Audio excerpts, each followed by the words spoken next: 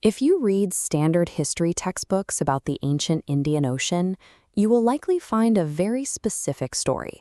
The narrative claims that Arab and Persian merchants sailed down the East African coast, built a massive maritime trade network from scratch, and introduced global commerce to the local populations. But when we cross-reference that story with modern genetic data and the oldest written records on Earth, the facts point in the exact opposite direction.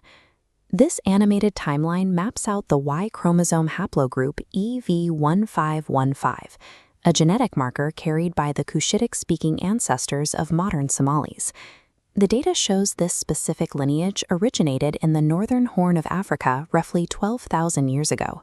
Its primary subbranch, EV32, expanded heavily across the region about 3,500 years ago.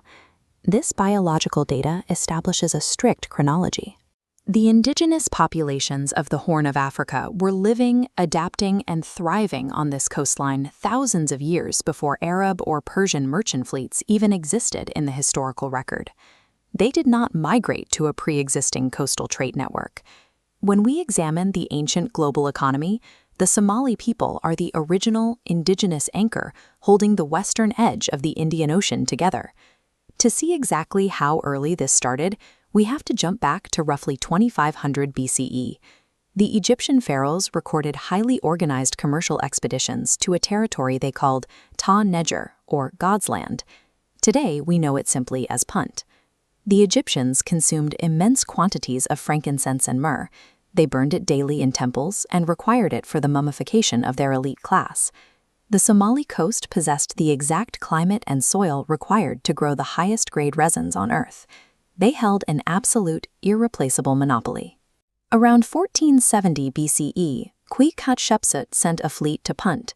Carvers documented the return cargo, 80,000 measures of myrrh and 31 living frankincense trees.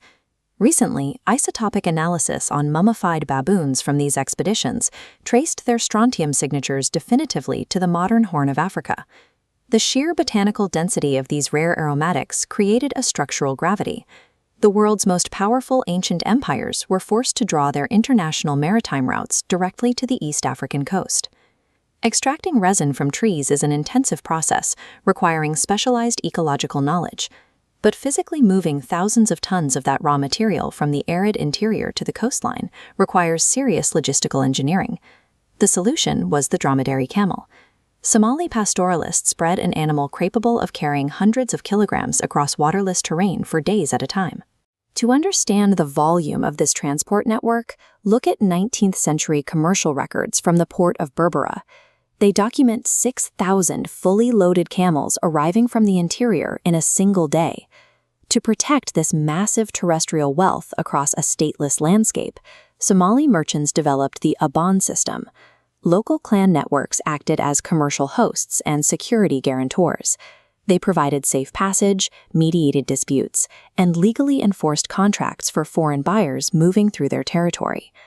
Once the cargo reached the shore, it was loaded onto an indigenous vessel called the beddin. Builders utilized sewn-plank construction, lashing the wood together with dense coconut fibers. They engineered a heavily reinforced gunwale and towering wooden posts specifically to absorb the brutal crashing impacts of deep-water Indian Ocean swells. These merchants also possessed sophisticated market intelligence. For centuries, Somali traders ran a highly profitable spice cartel. They bought cinnamon from Southeast Asian ships, barred those ships from sailing into Arabian ports, and sold the spices to Roman buyers at an enormous markup by letting the Romans believe the cinnamon grew locally in Somalia. By organizing the deep desert caravan routes and mastering the open ocean shipping lanes, Somali merchants positioned themselves as the ultimate gatekeepers of the Indian Ocean supply chain. Moving into the medieval period, these coastal settlements scaled up dramatically. They transitioned from extracting raw materials to manufacturing finished goods. Inland, the Ajuran Sultanate engineered a massive hydraulic network. They built deep stone-lined wells, irrigation canals, and diversion dams across the Cawil and Juba rivers. This turned a semi-arid landscape into an agricultural export engine, so productive that the Arabian Peninsula referred to the region as the Grain Coast. Down on the coast, Mogadishu ran an industrial-scale textile operation. weavers produced brightly dyed cotton garments like the makawis and a specialized fabric known as tobe benadir. These textiles were exported across the sea to compete in demanding luxury markets of Egypt and Syria. To lubricate all of this domestic and international commerce, the Sultanate of Mogadishu minted its own currency. Archaeologists have recovered these indigenous coins far beyond the African coast, buried in the historical commercial strata of the United Arab Emirates and Oman. Irrigating deserts to produce grain surpluses, industrializing the weaving process, and circulating a sovereign currency requires intense central organization. These cities operated as entirely self-sufficient, sovereign engines driving the global economy. When Indian, Persian, and Arab merchants established long-distance maritime routes to East Africa, they arrived as guests. They traded under local laws, utilized the abbaan hospitality system, and integrated deeply enough to adopt the local Cushitic dialects of the port cities.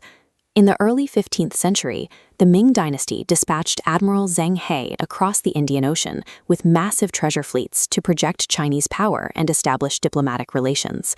His envoys stopped directly in Mogadishu and Brava to exchange tribute. As part of that diplomatic exchange, Somali merchants sent live giraffes back to the Chinese emperor. The Ming court scholars interpreted the animal as the mythical Qilin, a symbol of supreme imperial virtue. The richest empires on Earth actively sought out the Somali coast. These cities were the magnetic central nodes connecting the Mediterranean world to the South China Sea. The constant outward flow of wealth carried Somali culture along with it. The practice of burning unsi incense blends indoors, and the recipe for the spiced, deep-fried samboos pastry spread outward to become staple traditions across the entire Indian Ocean rim. The older historical narrative credits external merchants with delivering civilization to this coastline. The physical DNA, the archaeological ruins, and the ancient texts all point to the exact opposite conclusion. The indigenous populations of the Horn of Africa built their own ships, mapped their own trade routes, and controlled the world's most valuable botanical monopolies. They spent 4.5 millennia engineering the physical and economic infrastructure of the Western Indian Ocean.